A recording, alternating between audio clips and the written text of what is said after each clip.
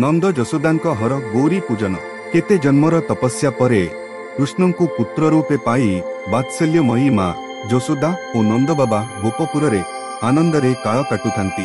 नटखटिया कन्हैर बाल्यचपलतारे सेमाने एते मशगुल होई जाइथांती जे सेमाने भूली जाइथांती पुओ पाई करिथिबा मानसिक। हठात जशोदांक मने पड़ीगला से कथा। पुओ बड़ होई गले हर गौरी पूजिबे बोली नंद जशोदा मनासी थिले। जशोदा एकथा मने पकाई देबारु पिता नंद राजा कहिले ठीक तो चालो आउ विलंब कले चलिबो नाही। गोटिए शुभ दिन स्थिर करी गोपालंकु साथिरे नेई नंद जशोदा बाहरी पड़िले अंबिका बनकु। सकटरे लदा होई थाए अन्न वस्त्र खाद्य और पूजा सामग्री मान। सेठारे सेमाने पहुंच सरस्वती नदी रे स्नान सारी पशुपति भगवान शंकर और माँ गौरी पूजा कले। हर गौरी आशीर्वाद कामना करी अन्न वस्त्र स्वर्ण गाभी आदि ब्राह्मण मानंकु दान कले। नंद सुनंद निष्ठार सह उपवास करिथांती। पूजा उपरांते सारा दिन आनंद उत्सवादी करी रात्रि हेबारु समस्ते विश्राम कले। बाळ कृष्ण जशोदांक कोଳରେ शोईथांती। घोर अर्धनिशी बेलकु केउआडु एक क्षुधित विशाल अजगर आसी नंदंकु गिलिबाकु आरंभ कला। किछि समय परे साप नंदंकु मुंड जाए गिलिदेला। अजगर उदर भितरु नंद विकल चित्कार करी कृष्ण बलरामंकु रक्षा कर बोली डाकुथांती। नंदंक पाटी शुणी गोपाल माने धाई आसी गोटे जलंता काठ फाड़िया सापटिकु पिटिबाकु लगिले। किंतु अजगरर किछि हेला नाही। एतिकी बेले श्रीकृष्ण पहुंची जाई अजगर को टिकिए तांको पादरे छुई देले। तत्क्षणात् सर्प निज शरीर त्याग करी एक दिव्य पुरुष रूपे आविर्भूत हेला। श्रीकृष्ण को हाथ जोड़ी से प्रणाम करिबारु भगवान से किए बोली पचारिले। सर्प कहिला मु जने विद्याधर, मोर नाम थिला सुदर्शन, मोर रूप सुंदर थिला, मोर धन संपद मध्य प्रचुर थिला ओ मु विमान रे चढ़ी जेने तेने बुले।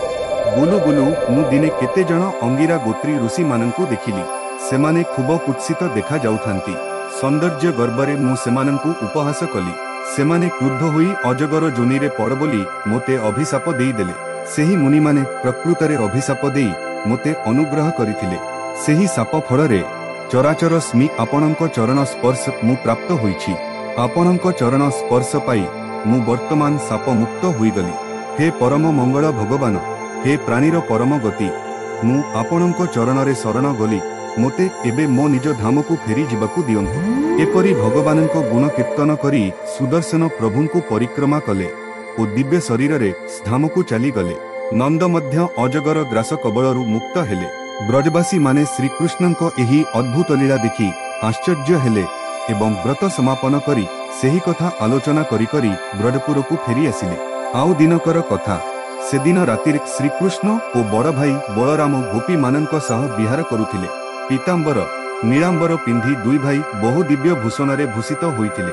अल्प समय आगरु संध्या होइथाय। गोपी माने ललित स्वरे सेमानंक गुणगान करुथांती। तांको स्वरे स्वर मिलाई कृष्ण बलराम मध्य गीत गाइबाकू आरंभ करिदेले। एहीपरि आनंद उल्लास चली थाए। सेठारे शंखचूड़ नामक एक सर्प आसी पहुंचिला। सेही सर्पटी थिला कुबेर कुमार जणे यक्ष। श्रीकृष्ण बलराम चाहिथांती सेही सर्प गोपी मानंकु उठाई नहीं उत्तर आड़े पलाइला। गोपी माने हा कृष्ण हा राम कही चित्कार करुथांती। एहा देखी दुई भाई सर्प रूपी से यक्ष पछे पछे शाल गछ दुईटी उपाड़ी धरी धाइले। यक्ष देखिला दुई भाई ता आड़कू कालसदृश माड़ी आसुछंती। छानिया हुई से गोपी मानंकु छाड़ी देई पलाई गला। गोपी मानंकु बलराम जगी रहिले ओ श्रीकृष्ण पुणी यक्षर अनुधावन कले। किछि दूर रे श्रीकृष्ण जाई ताकू धरी ता मुंडरे गोटिए शक्त मुठ मारी गंडी मुंड अलगा करी देले। यक्ष मुंड भितरे गोटिए मणि थिला से ताकू बाहर करी आनी बड़ भाईंकु देले। एहा श्रीमद भागवत दशम कंध गोपलीला वर्णित सुदर्शन और शंखचूड़ मोक्षण आख्यान जहाँ 36 एवं 37 अध्याय वर्णित। अद्भुत कर्मा भगवान बालकाଳରେ एही भଳି बहु अद्भुत कर्म करी ब्रजवासींकु अमोदित करुथिले। कृष्ण तु भगवानस्य अद्भुत कर्मा भगवानंक पाद पद्मरे शरण जाई अति बड़ी जगन्नाथ दास अध्याय शेषरे कहिले। गोविंद मुष्टि सिरे लगी सर्प होइला मुख्य भागी। गोविंद मणि घेनी करे मिलिले रामर छमुरे। से राम कृष्ण पादगते नमई दास जगन्नाथे अर्जुनी चरण बेहेरा।